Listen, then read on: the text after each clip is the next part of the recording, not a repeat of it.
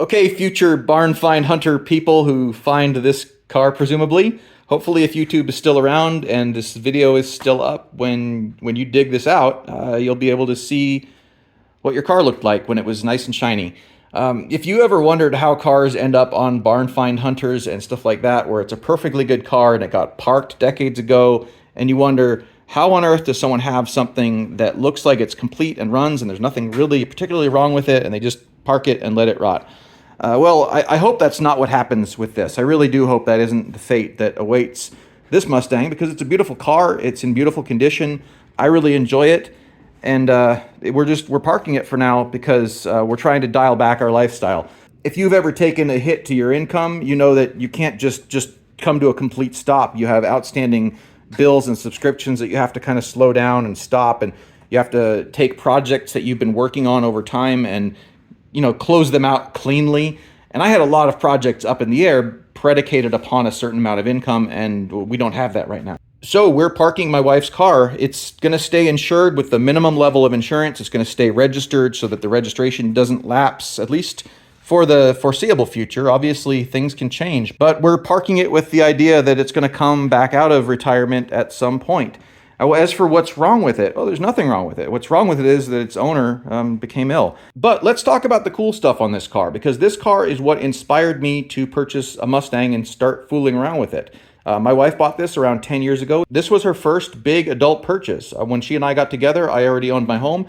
And so, she moved into my house, and this was her first, with her own money, her own initiative, bought this for herself.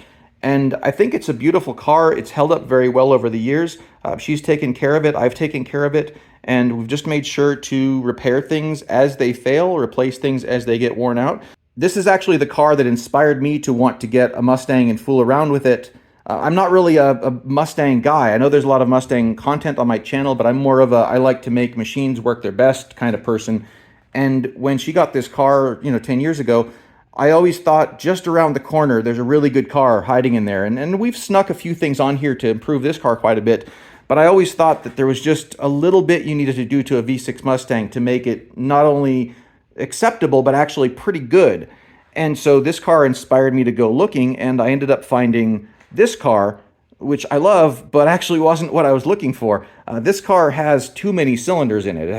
There's a whole 8 cylinders under the hood here, and I wanted a 6-cylinder car. So I ended up buying the Rum Runner later. That's the car that I've made the Save a Stang series, which I'll link up there, on restoring and updating and improving a 6-cylinder Mustang like this one. Now this one's, of course, the new Edge body style, but they're fundamentally the same car. There's some very subtle differences between the two, but most parts are interchangeable amongst them, with the exception of the body panels. So as you can see, this car is pretty much stock. At least it appears pretty much stock. Under the hood, there's nothing done except the tubular headers. There's nothing else special going on under there. It has all the factory bits and pieces, and I'm actually not going to pop the hood. If I did, you would just see a 6-cylinder engine. That rear axle, it's hard to see in the darkness here, but that rear axle came from a 2003 Mach 1 Mustang. And that doesn't make extra horsepower just because it's from a Mach 1. What's unique with that is that it has 3.55 to 1 diff gears. So this car originally had 3.27 to 1 differential gears, and putting 3.55 to 1 differential gears increases the torque in any given gear by something like 9%, I think, which means that it has a little bit more get up and go from a stoplight. It means that whenever it's on the highway, it doesn't really have to downshift quite as much. It just makes the car a little teeny tiny bit more sporty without going too far. And that's kind of the key with the way that I modify things, is I always want to look for that break point where it improves something by some amount, but doesn't make anything else worse in the process. That's kind of the edge I like to play on. I don't want to make anything worse. I only want improvements. So that has 3.55 to 1 differential gears. And more importantly than that, it also has a limited slip differential in it, so that whenever she gets into snow and stuff like that, since now we live in a place where snow happens, she's not going to just end up spinning one tire. So the limited slip differential is able to send power to both of the wheels, and that improves her traction so that she can keep on moving when the ground is slippery. This is a V6 Mustang, and from this era, it was very uncommon for V6 Mustangs to have traction control and ABS, but this one's got them. That was something that we were looking for very carefully when my wife was shopping for this car. We wanted, of course, to find one that had not been treated poorly by the previous owners or neglected, and also wanted one that had the ABS and traction control. A couple other subtle things you might notice under here, if you look really carefully, is that yellow shock absorbers. Those are Bilstein 4600 or HD series, so this car is wearing Bilsteins. And it also has a sway bar, which the V6 Mustangs from this era did not have a sway bar from the factory, but that's the sway bar from the Mach 1. So this is a little bit more neutral, and we actually installed a sway bar in this car a lot earlier. We installed that when it still had the original axle, and I found that it did make the car feel significantly better to drive because it wasn't like following whatever the front axle was doing. It was kind of gliding flat over stuff because both ends had the same kind of lateral stability as each other. It's a little difficult to see, but that right there is also the quad shock. Since we put a rear axle that supports quad shocks on this, we also installed a brand new set of quad shocks. The purpose of the quad shocks is that since this is a live axle car, there's a solid beam that goes between the two rear wheels that's floating relative to the body. And whenever you put acceleration force into the wheels, it has a counter-rotating force on the axle itself. So when you do that and you have good traction on both wheels and you've got the limited slip differential and possibly when you've got an 8-cylinder engine, that counter-rotational force makes the axle want to kind of hop.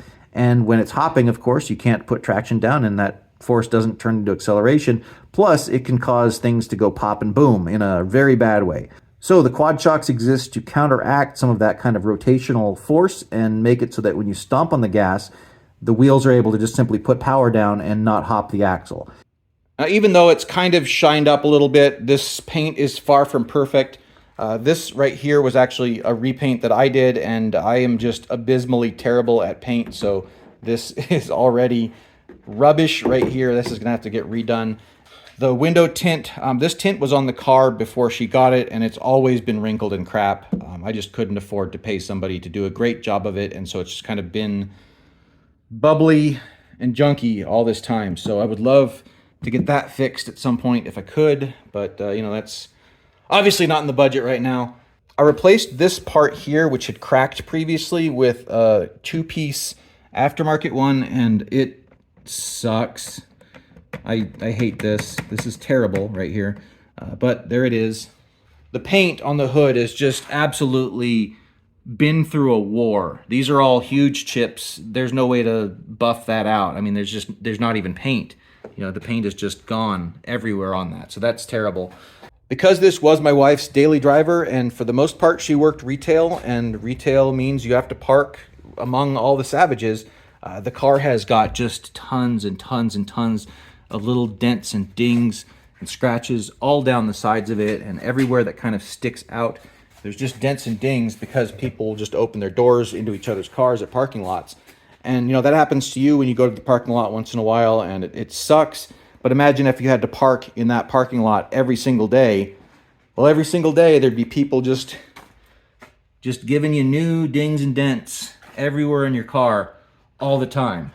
At one point while she was working, some jackwagon even drove his truck just straight up into her bumper, and the tire smashed the bumper in really badly. And so we ended up buying a replacement bumper cover from eBay, pre-painted in this color, and the paint is really not very good on it. They didn't do a very good job painting that, and maybe I didn't do a good enough job caring for it when it was freshly painted. But yeah, that paint is just not that great. And then bad on me, I could not get this any better than that. No matter what I did, I tried over and over again to get this bracket to fit tighter, and I just couldn't get it to fit any better than that. And that always bothered me, but I'm not going to take the bumper off and on 1,000 times in order to get that just right. So I just figured, you know what, it's going to have this. It's the same on both sides, but it's just not as tight as I would like it to be. And I'm certain that it was tighter previously. So I guess there's not really much else to say about this Mustang. It's just been a great, reliable companion for my wife for the last 10 years. And it's been a good adventure car for us. The few times we've been able to take it on adventures, it eats up the miles, it drives extremely nicely, and now it's going to hang out here until we get some stuff sorted out. So I don't know if I'm going to try and put a car cover on it or just let it get dusty like my pink car. We'll figure that out, I guess, in the near future. But I wanted to at least get it clean before parking it in here. And then I've got to find some blocks I can put the suspension up on so that the wheels don't get flat spotted. Now, I hope this next part ends up being foreshadowing, because after I'm done with the Rum Runner and after I've got this car exactly where I want it, which it's very close, after I've got this car exactly where I want it, I think I might start finishing this car, because like I said at the beginning, I know that there's a really good car just around the corner on this one, and it already is a really good car. I don't want to knock it, but I know that there's an even better car like that close on this one. There's very little that needs to be done, I think, to just bring out the best it can be. And so if things work out well for us and we're able to get back to spending money on fun things like making cars work well and going on adventures, I think it would be great to squeeze that last bit of potential out of this car. And I'm not talking about engine swap stuff. I've got some ideas, and my wife has kind of already said that she's on board. She agrees with me stylistically and aesthetically, and so I think that we might be able to make this thing into something kind of special. And I'm really hoping, of course, that I'll be able to turn it into something special, and then she can keep on driving it. But we'll see how that all works out. Anyway, thanks for hanging out and diving into my wife's car with me. Hopefully this isn't the last we see of it. I really hope that it doesn't just sit here and collect dust. But if it does become a barn find in the future, I know that the new people who own it are going to have a lot of joy from it, because we've had a lot of joy from it. And it really is a very good car.